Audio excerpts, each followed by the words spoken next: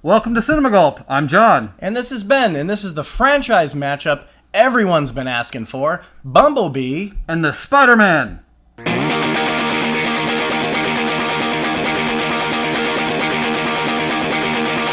Alright everybody, thanks for joining us today. It's Oscar season, so we're here to focus on the real prime movies that are going to win the Oscar this year. What are those, Ben? The Oscar bait films, Bumblebee and Spider-Man Into the Spider-verse. I see gold in their futures, I really do. Oh yeah, maybe for something like visual effects or something. Yeah. Spider-Man, just whatever Spider can. Spins a web in his eyes, catches thieves just like flies. Look out, here comes the Spider-Man.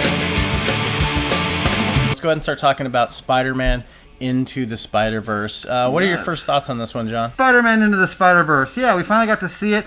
I found it entertaining. I thought it was definitely a fun original take on the Spider-Man story, doing something different, but still working within the framework of films that we've already seen in the Spider-Man universe, which I thought was really fun. That was the best stuff. Coming from Phil Lord and Miller or whatever, the style of stuff that they put out in the past, I did expect it to be a little bit meta, and we got some of that, which I enjoyed, where it was kind of referencing itself and referencing old Spider-Man properties, which I loved. That was some of my favorite stuff in the film. Hardly any cock, tit, and ball jokes either, which is surprising. The whole movie is a one big origin story for Miles Morales, and when you say origin story, people usually get freaked out by that. But this is one that most people don't know. They took. I don't know much about Miles Morales, even though Spider-Man Peter Parker was one of my favorite comic books growing up. I don't know if this movie is really the template for his origin story, because the movie goes in so many different odd directions. Like, did he just get bit by a spider like Peter, or was it like all these multiverses helping him become who he needs to be? Yeah, I mean, I'm right there with you. I don't know his origin story or that comic per se. But that's what was cool about it, though. It kind of leaves you wondering. Yeah, like, it's not just a typical origin story. I imagine it is different because, I don't think Miles Morales would have run into other Spider-Mans in his own comic, but maybe I'm wrong about that. Yeah. Some people are saying, this is so original because of how it works all these versions of Spider-Man into this film.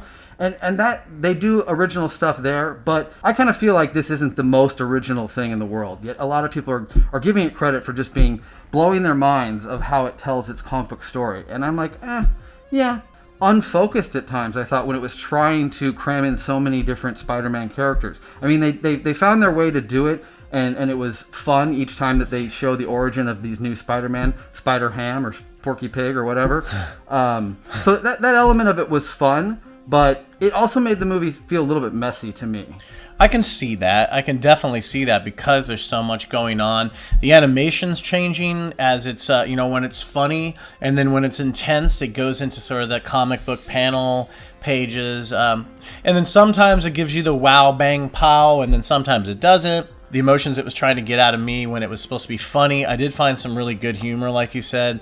I did think that there was some good menacing Kingpin, which is always really cool to see. And the Prowler was very menacing. And the music they used with the Prowler really got me kind of frightened of his character. Yeah, the scenes the Prowler was involved in were the most exciting to me. Yeah, I would love to see maybe another one of these films, but maybe less of the Spider-Verse where you have so many other characters. Or none of it. We've done it. Yeah, but my favorite character of the film was the Peter Parker of the film, played by Jake Johnson. Jake Johnson's great in this movie. He's so funny in this film, and there's a lot of fun chemistry between the two characters when they're on screen together, Miles Morales and Peter Parker. Yeah, so there really is. I kind of might like to see more of that dynamic, and even maybe I think you kind of have to have the Gwen Stacy character maybe in there as well. But I don't necessarily need more Spider-Ham, even though he was funny, and more of the Nicolas Cage one, even though black they were and white funny. Spider-Man, Nicolas Cage was and then awesome. the anime one. Like, those ones were fun to have in the film, but I don't know if I need them going forward. I particularly really enjoyed the animation, but again, I can see why it might be kind of jarring or a little bit like headache-inducing to some, but I was kind of in on it because you don't know. It's kind of like 3D, but it's not 3D. There's moments of it that it's a lot of rotoscope. Yeah. I had a little issue with the focus at times where I wasn't sure if it was my eyes or the way that the film was presented, because it was happening more than I thought it should if it was a directorial choice. So I was questioning, is that just me having an issue watching this movie? I don't know if you can unintentionally make animation out of focus. I think it's refreshing to see another 2D animation film that's hand-drawn, whether it's hand-drawn or not, but to look hand-drawn and not just be CGI with characters with giant heads. Like, it was nice to see kind of that old school, how the men look a certain way, the women look a certain way, and the way they move. It's just that old-fashioned kind of Disney cartoon smoothness to it that I really enjoyed. Maybe that's why it looked out of focus to me, because it was just too old school, hand drawn. I can't look at that anymore. That's probably it's like watching because it standard doesn't definition have that beautiful, crisp, clear perfection of like a Pixar movie. I don't think it must have been the LSD I took that morning. That's another. The movie can make you feel like you're on it at points. There's a lot of good old school hip hop in this movie. That was a lot of fun. Spider-Man does whatever a spider can. Good Spider-Man movie. It's not the best Spider-Man movie. It's not the worst Spider-Man movie. I put it somewhere in the middle. For being a cartoon movie. I enjoyed it. I would give Spider-Man Into the Spider-Verse 7.5 gulps. Nice. I think it was a really good Spider-Man movie. I think I even enjoyed it a little more than the last, Spider-Man Homecoming. I really actually liked Miles Morales, and I liked some of the other characters in this character. one. I think because it was animation, I was a little disconnected. Like, sometimes action movies that are animation, you're not as connected as a real live action scene going on. Yeah. But I wasn't quite engaged in the action. It was fun to watch, but it wasn't totally getting my blood pumping. So my score on this is going to be a little bit middle of the road. I'm going to give this a 5.75. It's a good movie. Check it out. Definitely. There's worse movies. Check it out in the theater. It's worth watching on a big screen. That's an endorsement for you. There are worse movies in the world. That's all, folks. Oh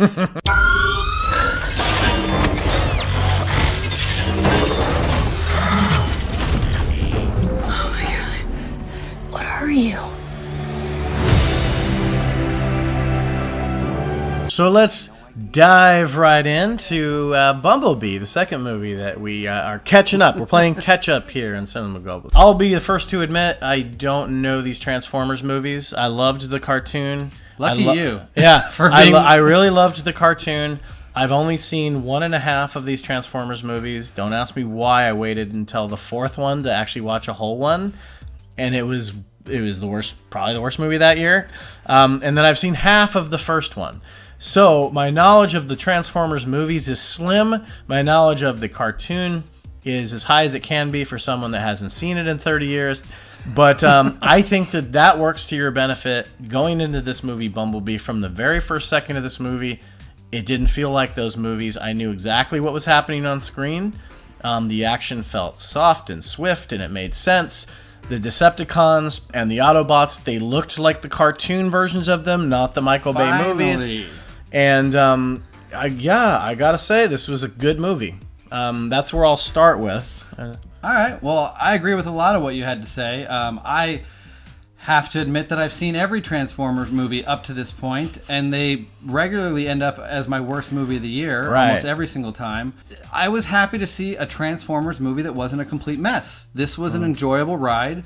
It actually told an entertaining story along the way. It had character development. It had characters that you kind of cared about. You really cared about Bumblebee. I mean, it's the first time I cared about any of the robots or actually saw a real spark of life that you cared Bumblebee. about. Yeah, as a character. You love him. Yeah. In the other and even in the other films, like Bumblebee is kind of the one that gets the most personality, so stands out a little bit. But not the way he did in this film, where he's a real lovable character. Aren't they all just like scratching their nuts and stuff in the other one? I am directly below the enemy scrotum. None of that in this one. Bumblebee does not pull out his balls for Haley Steinfeld. Kind of like my Transformer I got here, Cockatron. He's one of the Michael Bay versions. That's definitely a Michael Bay one with a big wiener hanging from it. Doesn't feel like a movie that was made in the 80s. It feels like a movie that was made today, made to look like it was in the 80s. But that's fine. Yeah. It doesn't overdo a lot of things. The little subtleties, like the Mr. T cereal, is kind of cool. Yeah. And the way the house looks on the inside with the rugs and all that stuff. But I want to piggyback on characters. I loved almost there's one character I hate in this. I'm not going to waste any time. It's John Cena. He's horrible in this movie. He's in a different movie than everybody else. He's like in a Michael Bay Transformers movie. I felt like he was acting from inside the ring, from the wrestling ring. Yeah, I mean, it was basically he should have had a microphone in his hand. It was the style. Your he puts next on in the ring. Bumblebee. It was pretty terrible. But the other characters were good. I mean, Haley Steinfeld or whatever was was great. excellent She in the was movie. so good. Acting against a CGI robot through the whole movie and pulling it off. And having just such a connection with the CGI robot, and she never gives up and never breaks from just playing it so straight. And you love her character. That, you know, there's bullies and stuff like. There's a lot of these '80s tropes, but she is a different kind of person. She's more like a person now living then. Yes, that's like she's true. a tough, an old soul. But you know what was really refreshing about this movie is that they didn't put her in booty shorts and have her ass in every frame of the camera. Well, because Michael Bay didn't direct Right? this one. But she's and still let's- so adorable and so No, cute and to that's the look thing. at. You love her not because they're shoving her vagina in your face, but because she's a character that has like flaws and has had a tragedy in her life, and you really root for her and care about her, and it doesn't feel forced. Like, I didn't really love the adventure or the action stuff in this movie, even though I thought it was shot exceptionally well when you compare it to the other ones. But I 100%. liked the personal moments and the relationship of the story more than anything else. You have a lot of action that's disconnected from Bumblebee and Haley Steinfeld, and they're kind of learning about each other and making their way and meeting the boyfriend or whatever, having their adventures, riding in the car and jumping off cliffs or whatever. While we're waiting for the action to catch up to them. The action was shot so much better than any other Oh Transformers. my God. So it was entertaining. It when didn't did give me come. a headache. The camera stayed. It felt okay to stay on something happening. And the other thing they didn't overuse in this film was the actual transforming, like the sound effect and you have to wait 40 It looked minutes great. to watch a robot finally change into what it's going to be. They kept that to a It minimum. looked in this great, film. but this movie really wanted to be realistic and true to the way Transformers actually transform. You'd need giant human hands coming out of the sky and changing the Transformers, because that's the only way I know how they transform. You have to do it your damn self. I don't know how those things are working that way. Maybe But, in the Transformer-verse. you we'll know, see that. when you said how there's like two juxtaposing stories going on with like the Decepticons trying to track him down, and then which is I think Justin Theroux and Angela Bassett played the two Decepticons. I didn't know about Justin And then Theroux. you have the blossoming story of the relationship.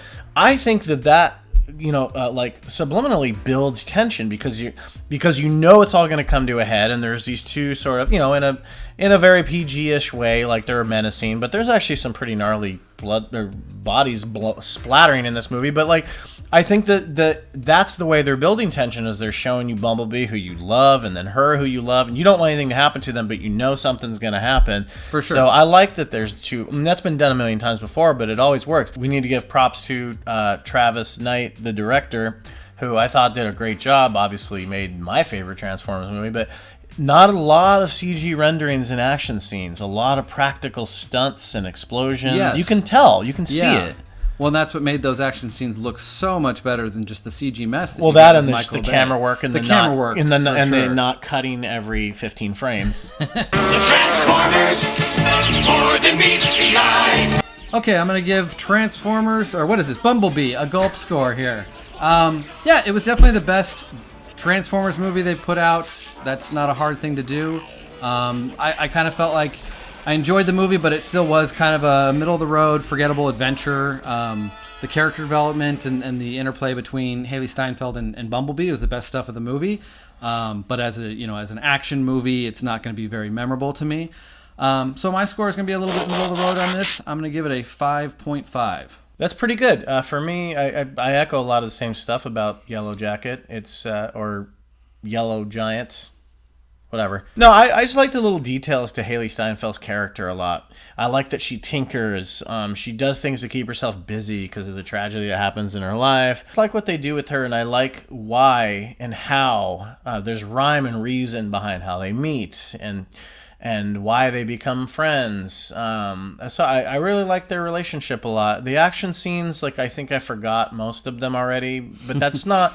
But I do remember that they were shot well, and I can tell what was going on. I just think I was caring more about where they were going and who she was going to end up as a person. And I know it sounds weird saying that in like a Transformers movie, but that's the stuff they focused on the hardest. And I think it worked, getting a director like Travis night to come in and like make something with heart, which is, from what I can tell, not what any of the other Transformers movies have. They have balls, testicles. This one has heart. I'm gonna go with 7.25 for a Transformers movie. There you go. Woo! That was our double shot review of the Bumblebee and the Spider-Boy. I hope you enjoyed it. As always, if you like this, please click like and subscribe. Make 2019 your Cinema Gulp year. John, where can I find us? Check us out on Facebook, Twitter, and Instagram. Look for us under Cinema Gulp. Until next time, I'm Ben. And I'm John.